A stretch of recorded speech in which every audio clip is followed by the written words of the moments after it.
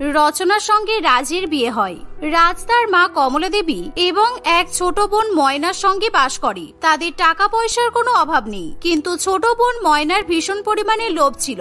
সকলেই এতদিন পর্যন্ত জেনে এসেছে যে বিয়ের সময় শাশুড়ি মা যৌতুক চায়, কিন্তু এক্ষেত্রে বিষয়টা হয় সম্পূর্ণ আলাদা। কারণ রচনার বড়লোক বাপের বাড়ি দেখে তার হবু ননদের লোভ হয় বিভিন্ন রকমের যৌতুক চাওয়ার, তাই সে নিজের লোভ সামনে রাখতে পারে না। বিয়ের আগে তারা যখন রচনাকে দেখতে যায় সেই সময় আমাদের বৌদি তো বেশ অবস্থা সম্পন্ন পরিবারের, তাই আমাদের কোনো চিন্তা নেই। বৌদি, তুমি নিশ্চয়ই বিয়ের পর অনেক দামি দামি জিনিস যৌতুকে নিয়ে যাবে, কারণ তোমার সাজগোজ দেখে বোঝা যাচ্ছে তুমি খুব দামি দামি জিনিসপত্র ব্যবহার করো। হ্যাঁ ময়না, বিয়ের সময় প্রত্যেক বাবা তাদের মেয়েদেরকে যা যা জিনিসপত্র দেয় আমার বাবাও তাই তাই দেবে। আর এখন যেহেতু গরম, তাই আমি বাবাকে বলেছি আমার যৌতুকে এসি আর ফ্রিজও দিতে।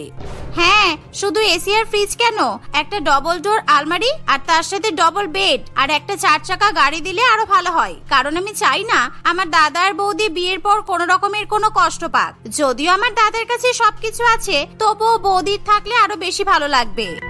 রচনার এই ধরনের কথাবার্তা শুনে একটু খারাপ লাগে, কারণ যেই বাড়িতে তার বিয়ে ঠিক হবে সেখান থেকে যদি আগে এরকম যৌতুকের চাহিদা করা হয়, তাহলে বিয়ের পর যে কি হবে সেই ভেবে রচনা চিন্তা করতে শুরু করে। আর ময়নার মুখে এরকম কথা শুনে তার মা তাকে চুপ করতে বলে, কিন্তু ময়না কিছুতেই চুপ করতে চায় না। ঠিক আছে ময়না, অনেক হয়েছে। জানো তো রচনা, আমার মেয়ে এরকম একটু ইয়ার্কি করে। তুমি আমার মেয়ের কথাই কিছু মনে করো না। আমি চাই তুমি আর আমার ছেলে যেন সারা জীবন সুখে সংসার করো, আর কিচ্ছু চাই না আমি। ওহ মা, আমি মোটেই ইয়ার্কি মারছি না, যে কথাটা বাস্তব আমি সেটাই বলেছি। যাই হোক, তোমাদের বিয়ে হওয়ার জন্য আমি ভীষণ উৎসাহিত।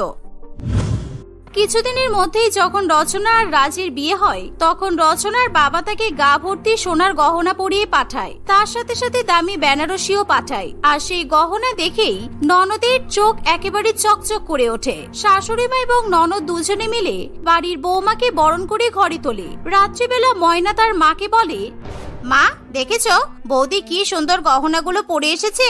আমার গহনাগুলো দেখে খুব ভালো লাগছে, আর বৌদির গহনা মানে তো আমারই। সত্যি কপাল করে একটা ভালো বড়লোক বৌদি পেলাম। তুই সেই বিয়ের আগে থেকে কি শুরু করেছিস বলতো? একটা নতুন মেয়ে সবেমাত্র বিয়ে করে এই বাড়িতে এসেছে, তার সাথে এখনই গহনা ভাগাভাগি জিনিসপত্র ভাগাভাগি করতে বসিস না তুই। আর এমনিতে তোর কি কোনো জিনিসের অভাব আছে? তুই তোর দাদাকে যা আবদার করিস তোর দাদা তো সবই পূরণ করে, তাহলে এখন বৌদির জিনিসগুলোর উপর নজর কেন তোর?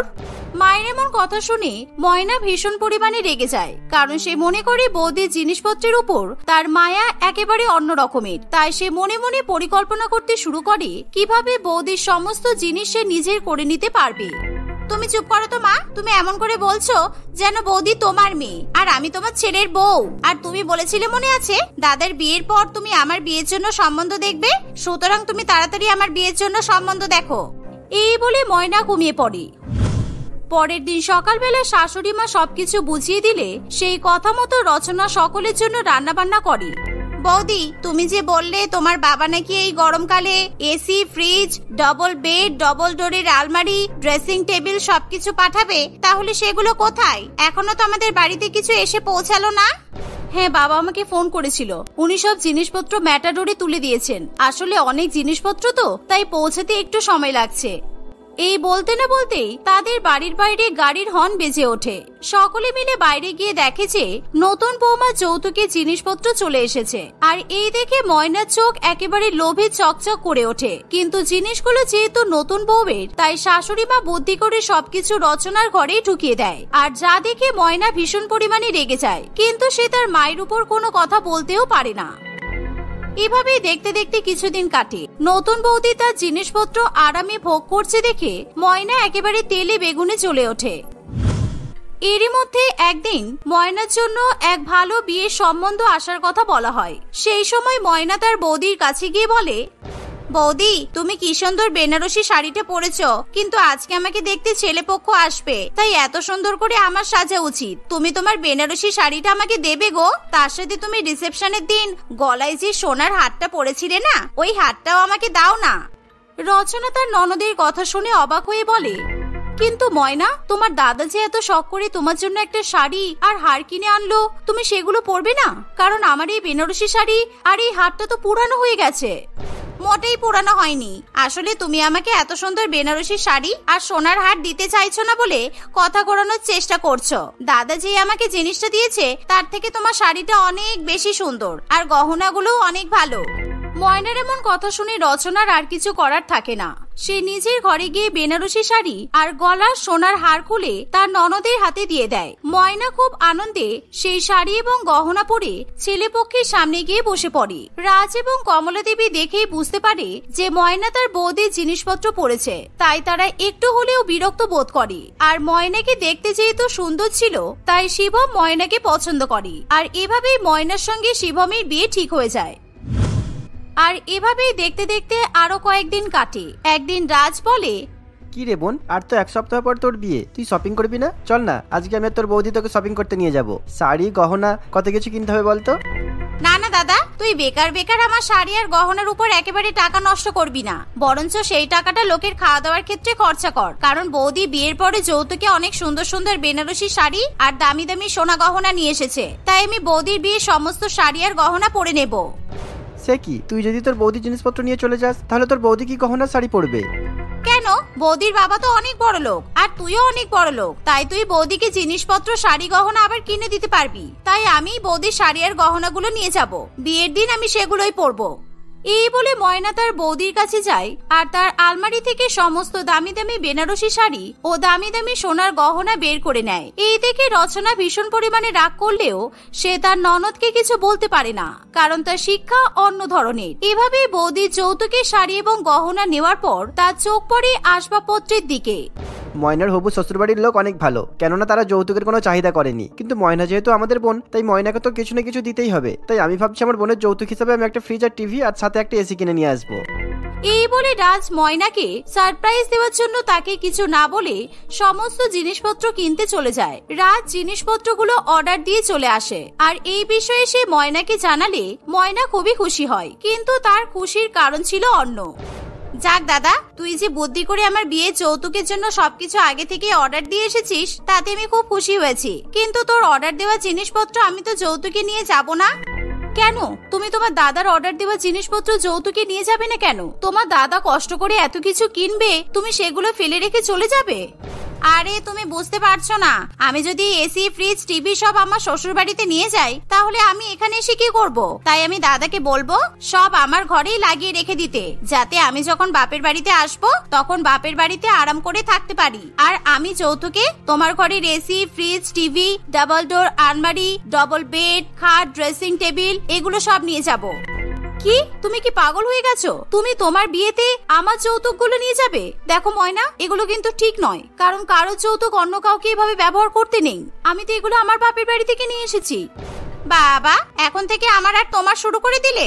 সত্যি কথাই বলে না, বিয়ের পর বউ আসলে ননদ পর হয়ে যায়, ঠিক তাই এখন ননদকে নিজে যৌতুক দিতে এত অসুবিধা হচ্ছে তোমার, কিন্তু আমি এই জিনিসগুলো নিয়ে যাব, আমার কিছু করার নেই বৌদি। এভাবে ময়না জেদ করতে থাকে। তার বোনের যৌতুকের জিনিসপত্র আগে থেকে নিজের বাড়িতে নিয়ে আসে আর তার বোনের ঘরে লাগিয়ে দেয়। অন্যদিকে লোক লাগিয়ে নিজের ঘর থেকে এসি ফ্রিজ টিভি আলমারি ড্রেসিং টেবিল ইত্যাদি নিজের ঘর থেকে বাইরে বের করে দেয়। দাদা, আমি চাই যাতে আমি শ্বশুর বাড়িতে পৌঁছানোর আগেই আমার জিনিসপত্রগুলো সব আমার শ্বশুর বাড়িতে পৌঁছে যায়, কারণ তো শ্বশুর মশাই যেমন দেরি করে যৌতুক পাঠিয়েছিল সেটা আমার একদমই পছন্দ হয়নি। বউ যাওয়ার আগে তার যৌতুক চলে যাবে শ্বশুর বাড়িতে, তুই বরং এখনই একটা গাড়ি ভাড়া করে নিয়ে আয়। রাজ বাড়িতে গাড়ি ডেকে নিয়ে এসে বিয়ের যৌতুকের সমস্ত জিনিসপত্র বোনের শ্বশুর বাড়িতে পাঠিয়ে দেয় আর ময়না ভীষণ পরিমাণে খুশি হয়। এভাবেই দেখতে দেখতে ময়নার বিয়ের দিন চলে আসে আর বিয়ের দিন ময়না তার বৌদির যৌতুকে আসা শাড়ি গহনা এমনকি মেকআপের জিনিস দিয়ে ভালো করে সেজে গুজে তৈরি হয়। এভাবেই ননদকে দিতে দিতে বৌদির নিজের ঘর একেবারে ফাঁকা হয়ে যায়। ফলে রচনার বিয়ের যৌতুকের কোনো জিনিসপত্রই আর সেখানে থাকে না। বিয়ের সময় বৌদি শোনো না, তোমাকে একটা কথা বলতেই ভুলে গেছি। তোমার বাবা তোমাকে একটা মাইক্রো ওভেন পাঠিয়েছিল না? তুমি তো ভালো করেই জানো আমি রান্না বান্না করতে পারি না, তাই আমি যখন আজকে আমার শ্বশুর বাড়িতে যাব আমার সাথে কিন্তু ওই মাইক্রো ওভেনটা পাঠিয়ে দিও, তাহলে আমার রান্না বান্না করতে সুবিধা হবে। আচ্ছা ঠিক আছে, নিয়ে যাবে, কোনো অসুবিধা নেই। এই বলে রচনা নিজের ঘরে চলে যায় আর সে ভীষণ পরিমাণে কাঁদতে শুরু করে। সে তাকিয়ে দেখে যে তার বাবার দেওয়া আদরের জিনিসপত্র নিজের ঘরে আর কিচ্ছু পড়ে নেই। এমনকি তার ঘরের কোনায় বিয়ের যে নতুন জুতাটা পড়েছিল সেই নতুন জুতাটা পর্যন্ত তার ননদ পরে বিয়ের পিড়িতে চলে গেছে। এভাবেই কিছু সময় পর শিবমের সঙ্গে ময়নার ধুমধাম করে বিয়ে হয়। আর বিয়ের পর ময়না যখন শ্বশুর বাড়িতে যাবে, বোন, আমি তোরা জামের জন্য একটা 4 চাকা গাড়ি বুক করে দিয়েছি আর সেই গাড়িটা ফুল দিয়ে সাজিয়ে দিয়েছি। তোরা সেই গাড়িটা করে শ্বশুর বাড়িতে যাস কেমন? তারপর ওই গাড়িটা তোদেরকে পৌঁছে দিয়ে আবার এখানে ফিরে আসবে। গাড়ি বুক করেছিস মানে? আমি এখন ভাড়া করা গাড়িতে শ্বশুর বাড়ি যাবো নাকি? আমি কিছুতেই এই গাড়িতে আমার বরের সঙ্গে উঠবো না, কারণ ভাড়া করা গাড়িতে আমি বসবোই না। তুই যখন তোর বউকে নিয়ে এসেছিলিস তখন নিশ্চয়ই ভাড়া করা গাড়ি করে তুই নিয়ে আসিসনি। বোনের এমন কথা শুনে রাজ ভীষণ পরিমাণে লজ্জায় পড়ে যায়। আর তখন কমলা দেবী বলে, তোর দাদাকে শ্বশুর বাড়ি থেকে 4 চাকা বড় গাড়ি দেওয়া হয়েছিল, তাই তোর দাদা আর বৌদি গাড়ি করে এসেছিল, কিন্তু আমাদের তো আর গাড়ি কিনে দেওয়ার মতো ক্ষমতা নেই। তাই তুই এখন ভাড়া গাড়ি করে শ্বশুর বাড়িতে যা। আর তোর বরের যখন অসুবিধা হচ্ছে না, তোর এত অসুবিধা হচ্ছে কেন? হ্যাঁ সত্যি ময়না, তুমি এরকম ব্যবহার করছো কেন? আর তুমি একবার শ্বশুর বাড়িতে চলো, আমি তোমাকে 4 চাকা নতুন গাড়ি কিনে দেবো। তাই নিজের দাদা বৌদি আর মায়ের উপর এরকম রাগারাগি করো না। এখন তুমি শ্বশুর বাড়িতে যাচ্ছ, এনারা তো তোমার পর হয়ে যাবে। আমি কোনো কথা শুনতে চাই না। আমার বৌদি যে 4 চাকা গাড়িটা বাপের বাড়ি থেকে যৌতুকে নিয়ে এসেছিল, সেই 4 চাকা গাড়ি করেই আমি শ্বশুর বাড়িতে যাব। আর সেই গাড়িটা এবার থেকে আমার শ্বশুর বাড়িতেই থাকবে। এতদিন বৌদি আমাকে যখন তার বিয়ে যৌতুকে সমস্ত শাড়ি গহনা আসবাবপত্র দিতে পেরেছে, তখন গাড়িটাও দিতে পারবে। কি বৌদি, তাই তো? নিজের বৌদির প্রতি ময়নার জিনিসপত্রের এত লোভ দেখে শিবমের ভীষণ পরিমাণে খারাপ লাগে। তাই শিবম ময়নার উপর প্রচন্ড পরিমাণে রেগে যায়। তাই সে তার নববিবাহিত বউকে তিরস্কার করতে শুরু করে। ছি ময়না ছি, তোমার জিনিসপত্রের উপর এত লোভ? সরি, তোমার বৌদির জিনিসপত্রের উপর তোমার অনেক বেশি লোভ। আমি যদি জানতাম যে তোমার বাপের বাড়ি থেকে যে জিনিসপত্রগুলো আমার বাড়িতে পাঠানো হয়েছে সেগুলো তোমার নয়, বরং সেগুলো তোমার বৌদির যৌতুকের, তাহলে আমি কোনোদিনই সেই জিনিসপত্রগুলো নিয়ে আসতাম না আর তোমাকে বিয়েও করতাম না। তোমার মতো এত বাজে মেয়ে আমি কখনোই দেখিনি। তাই আমি চললাম, তুমি তোমার বাপের বাড়িতেই থাকো আর বৌদির জিনিস ব্যবহার করো। আর আমার বাড়ির জিনিসপত্রগুলো যেগুলো তোমার দাদা পাঠিয়েছে সেগুলো সবই আমি পাঠিয়ে দেবো। শিবমের কথা শুনে ময়না ভীষণ পরিমাণে ভয় পেয়ে যায়। আর সে মনে মনে নিজের ভুল বুঝতে পারে। এমনকি ময়নার চোখে তখন জলও চলে আসে। তাই ময়না সেই মুহূর্তে তার বৌদির কাছে ক্ষমা চেয়ে নেয়। আর তার বৌদির একটা জিনিসও সে আর নিয়ে যেতে চায় না। বৌদি, এতদিন আমার জিনিসপত্রের অভাব না থাকা সত্ত্বেও আমি তোমার জিনিসপত্রে অনেক লোভ দিয়েছি আর তোমার যৌতুক সব আমি ব্যবহার করেছি। তুমি কিছু মনে করো না বৌদি, আমাকে ক্ষমা করে দাও তুমি। এই বলে ময়না তার বরের সঙ্গে শ্বশুর বাড়িতে চলে যায়। আর সে তার বৌদির যৌতুকের সমস্ত জিনিসপত্র আবার হাসি মুখে নিজের বৌদিকে ফিরিয়ে দেয়। এর ফলে রচনা ভীষণ খুশি হয়। রচনা আবার তার পরিবারের সঙ্গে হাসি খুশি বসবাস করতে শুরু করে। নীলা এবং চুনি দুই বন্ধু কলকাতার এক বিখ্যাত কলেজে পড়াশোনা করে। তারা সবসময় একই রকমের জামা কাপড় পরে।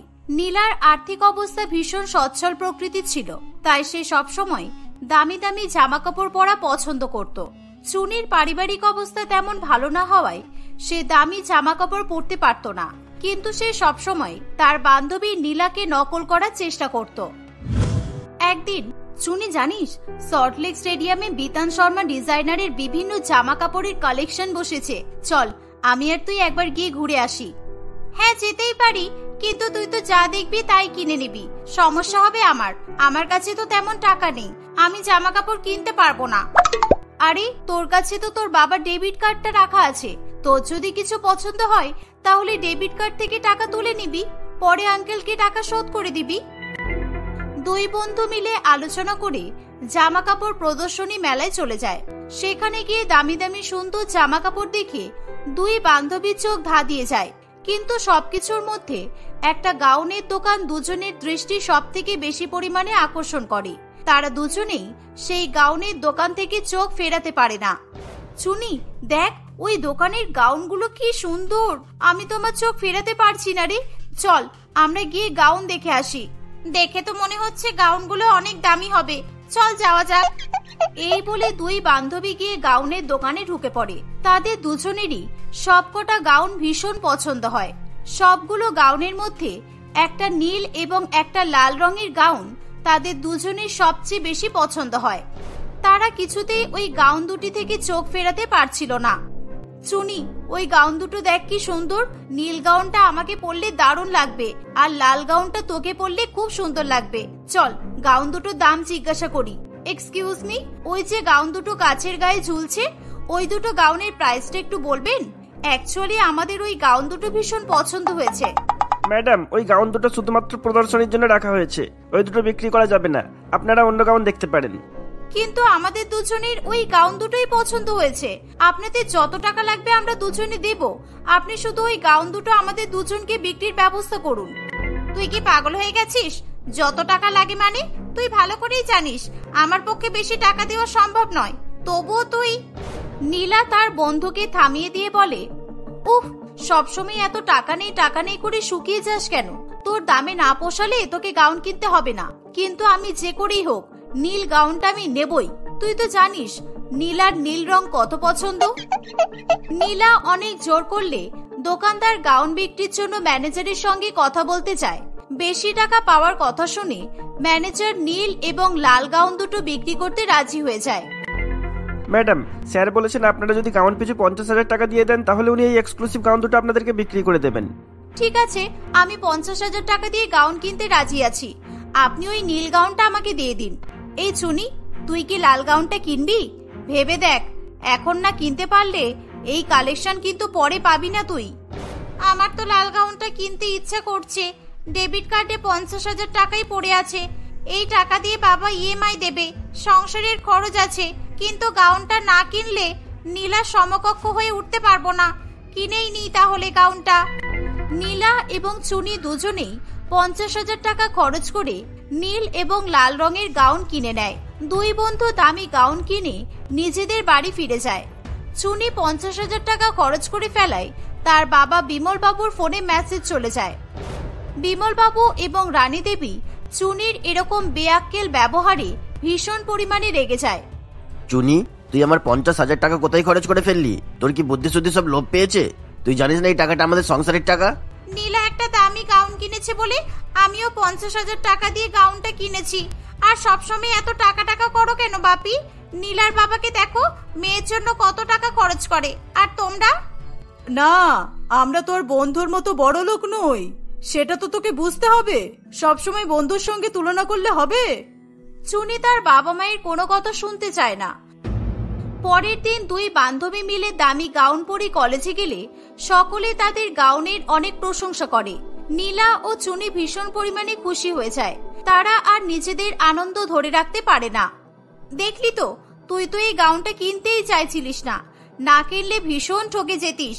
সকলে আমার দামি গাউনের প্রশংসা করত, আর তুই মুখ শুকিয়ে দাঁড়িয়ে থাকতিস। একটু টাকা খরচ করলেই প্রশংসা পাওয়া যায়, বুঝলি? চুনি তার বন্ধুর এমন কথা শুনে চুপ করে থাকে।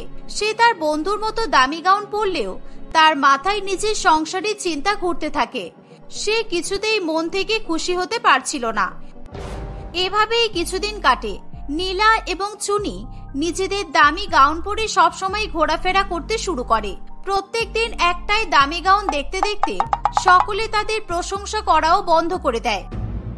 একদিন, এই আমার আর এই গাউনটা ভালো লাগছে না রে, যতই দাম দিয়ে কিনি না কেন এখন এই গাউনটা পুরানো হয়ে গেছে। কেউ আর এই 50,000 টাকার গাউনের মূল্য দিচ্ছে না রে। আমি আর কোনো কমপ্লিমেন্ট পাচ্ছি না তেমন। নীলা, চল আমরা আবার দামি গাউন কিনতে যাই। আমাদের বাড়ির সামনে একটা গাউনের বুটিক হয়েছে, ওখানে নাকি খুব সুন্দর সুন্দর দামি গাউন পাওয়া যাচ্ছে। তাই নাকি? তাহলে আজকেই চল, আমি নতুন দামি গাউন কিনবই। তাদের কলেজ ছুটি হয়ে গেলে দুই বান্ধবী মিলে গাউনের দোকানে যায়। সেখানে গিয়ে অভূতপূর্ব সুন্দর সুন্দর গাউন দেখে তাদের চোখ কপালে উঠে যায়।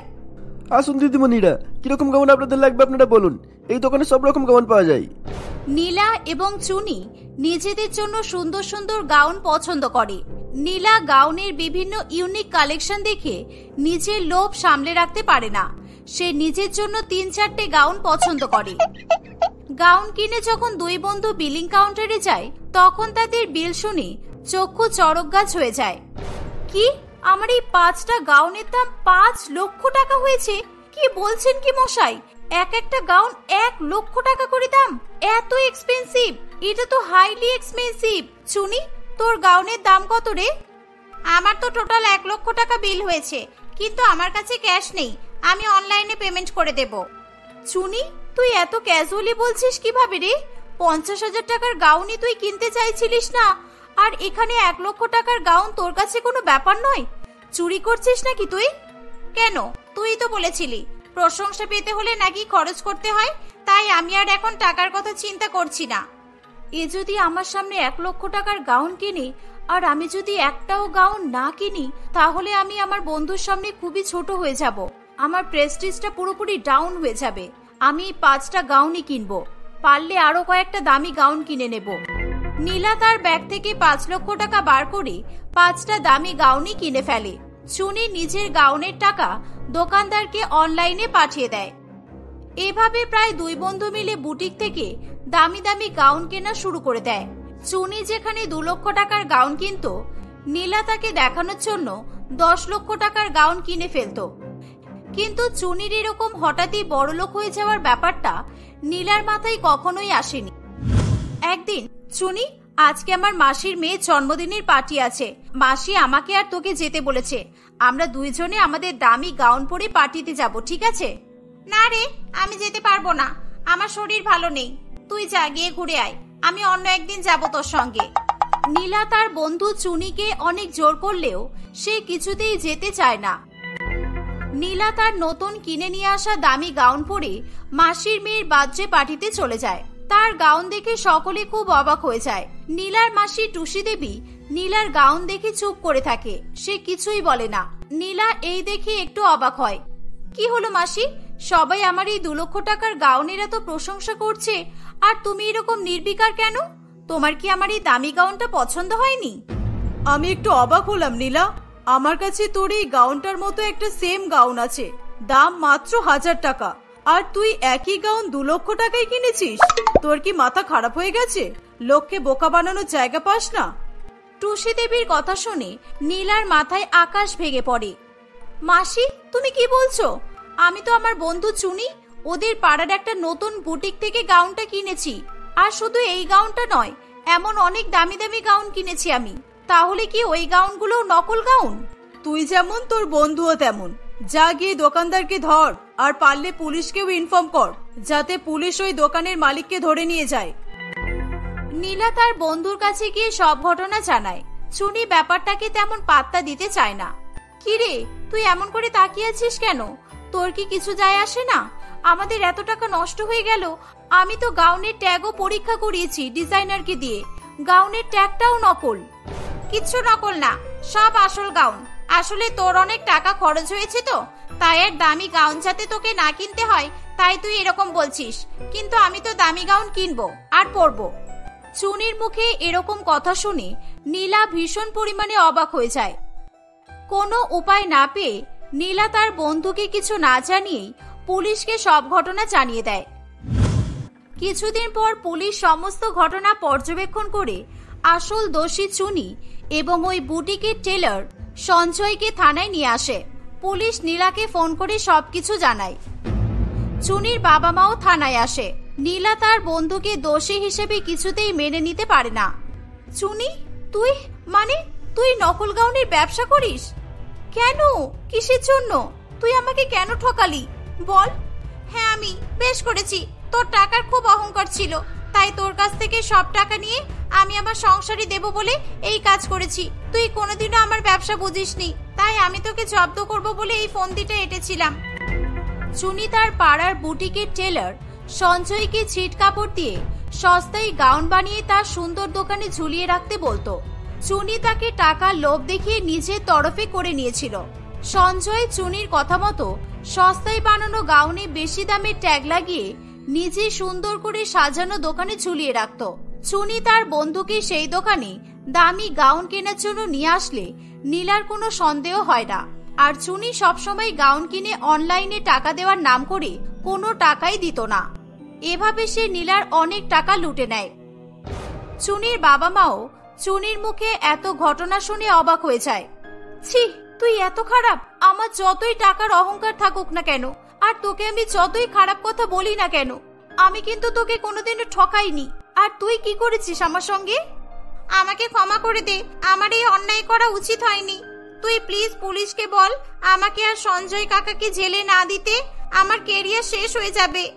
চুনি এবং তার পরিবার নীলার কাছে অনেক ক্ষমা চাওয়ায় নীলা সবাইকে ক্ষমা করে দেয়। নীলার অনুরোধে পুলিশ চুনি এবং সঞ্জয়কে ছেড়ে দেয়। তারপর থেকে নীলা আর কখনো টাকার অহংকার দেখায় না। চুনির পক্ষে যতটা সম্ভব ততটা টাকা নীলাকে ফেরত দিয়ে দেয়। নীলা আর কখনোই চুনিকে ছোট করে না। তাদের দামি দামি গাউন পরার শখও পুরোপুরি মিটে যায়। এভাবেই তারা সুখে শান্তিতে দিন কাটাতে থাকে।